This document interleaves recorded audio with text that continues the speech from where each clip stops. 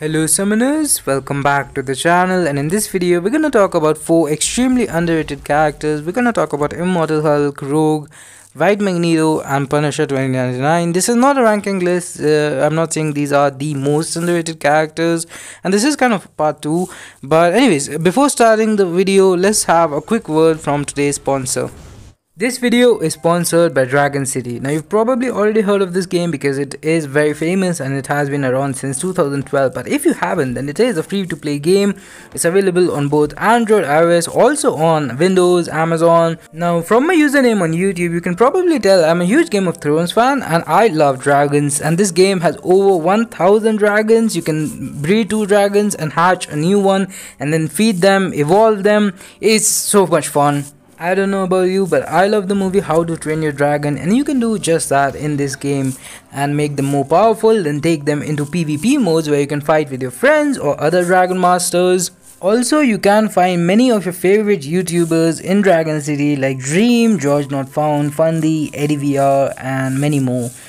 So make sure to go to the description or the pinned comment and download the game using that link. Another great thing about this game is that every single week you are going to get several events and you'll never really get bored. You'll always have something to do in this game, so that's really good. Some of these events are Maze, Runner, Grid, Heroic Race, so do let me know which one is your favorite. So once again, the link is in the description. If you download the game using that link, you will get free rewards, 15,000 food, 30,000 gold and the rare Citadel Dragon. In the end, I will say definitely give this game a try, and thanks to Dragon City for sponsoring this video. Now let's get started.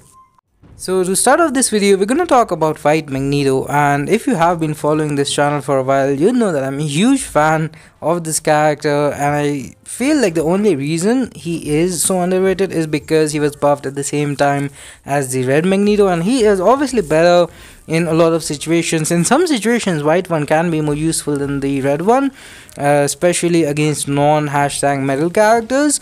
And White Magneto, like, the damage output is just so good. I've done a damage comparison between the White Magneto and the Red Magneto, and if it is like a Realm of Legends fight, by the time you build to SP3 and all the bleeds detonate and do the massive burst damage, White Magneto actually wins. So like, if you are talking about event quest, side events, alliance quest, alliance 4, White Magneto can finish the fights faster than the Red one. And also, like, utility wise, the pre-fight is just so damn useful. Plus the armor breaks are really long. It's very easy to keep up the armor break with the SP1. The SP2 has some degeneration damage, all bleeds. Overall, a very solid character. You don't need to like parry heavy like you do with Red Magneto. So now moving on to the second character, we're going to talk about Immortal Hulk. Fun fact, Immortal Hulk was actually the first character that I got to review in the CCP, and initially, like, I was a little bit disappointed because he was another Hulk, and the damage output was really nice, but it was hard to maintain anywhere outside of Realm of Legends. And after that, he actually got a minor buff that week itself, like that month itself, and that was that whenever the opponent uses the special, his rage stacks were paused, and that was huge for him.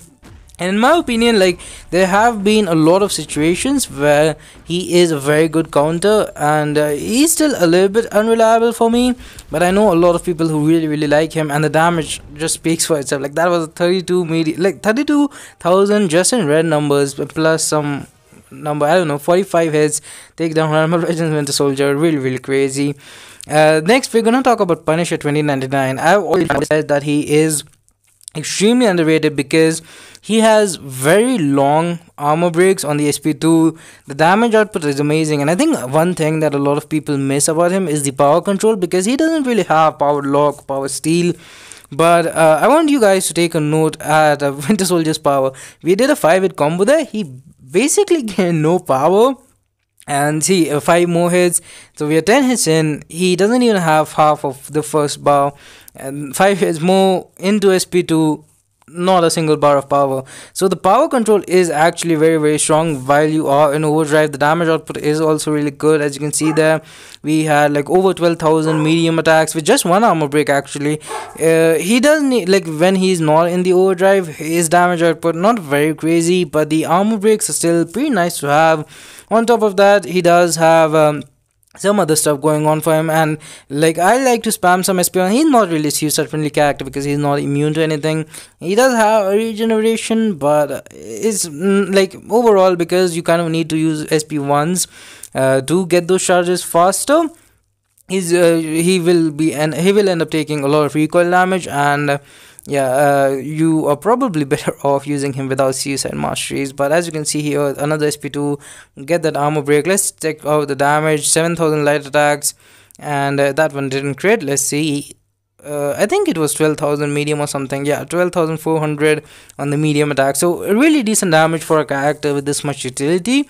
And he's also kind of annoying defender, especially on a node like kinetic transference. Now the final character we talk about today is going to be Rogue, and she is a pretty old character. She has been in the game since 2016, I believe. She hasn't gotten any major buffs, but even today, like without any synergies, she's still a very solid character. And we're not even running the Apocalypse synergy here, but as a horseman, obviously the SP1 healing, the lifesteal is much better. She is more sustainable. If you don't know how the SP1 works, basically the more damage you do, the more you heal, kind of like Clairvoyance SP2 in the Curse of Blood. And as a horseman, your special do more damage because of the prowess, and as a result you heal more. And the regeneration on the SP1 can actually vary a lot, but even in the worst case scenario, you're still regenerating almost the same as the recoil damage. So overall, I'd say she is very suicide friendly. She shrugs off debuffs faster. The SP2 is what I really like. So keep an eye on Winter Soldier's power meter, and we reduced it to less than 1 bar of power, and now we're gonna use another SP2. He basically has no power. Back to a special 2. We're gonna intercept, we're gonna go for another SP2. Same, no power for him. We're back to SP2, gonna go for another SP2. Didn't get that much power this time, and I could have stopped there. I did. So if that intercept were connected, I could have chained my SP2 there. And at this situation, I'll have to bait one SP1 here or SP2 if I push him to. I did end up pushing him to 2 bars of power. But the main point is that if you need a power control character, she's definitely not the best option. Magic, Doctor Doom, even Horseman, Psylocke, they're all better, but she can get the job done. She can be suicide friendly. Maybe you're running suicide masteries, and the other power control character you have is Doctor Doom, who, if you don't know, is really bad with suicide masteries because you end up taking a lot of recoil damage because you have to use a lot of SP1s, and he doesn't have any way to regenerate. So in those situations, she can be useful. Overall, I think the only problem she really has is that mutant class is just so stacked that if I do believe that if she was in a weaker class, she would still get a lot more use today. But actually, when she came out, she even had really good prestige, if I remember correctly.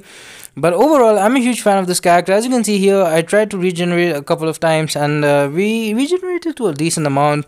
So yeah, that's pretty much going to do it for this one. Do let me know which character you think is really underrated, and maybe I can include them in the next video. You can also check out my top 25 most underrated champions in Marvel Contest of Champions list. I will leave a link to it in the card here if I remember, but I don't have great memory. But anyways, make sure to check the link in the description and the pinned comment and download Dragon City to claim your free Citadel Dragon and some bonus rewards. That's gonna do it for this one. Thanks for watching. Have a nice day. Subscribe to the channel for more content. Like this video, share with the lions. Stay safe. Have a good one, and bye bye.